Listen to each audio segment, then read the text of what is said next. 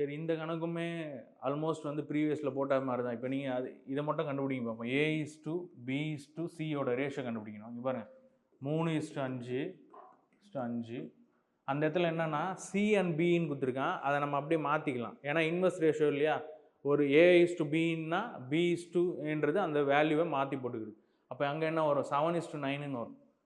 7:9, இங்கே 7 வரும்.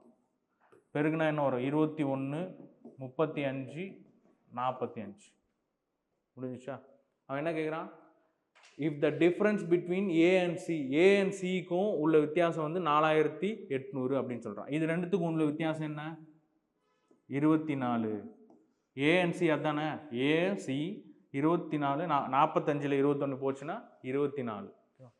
இப்போ 24 பகுதி உடைய மதிப்பு 4800. அதான் அவன் சொல்கிறான்.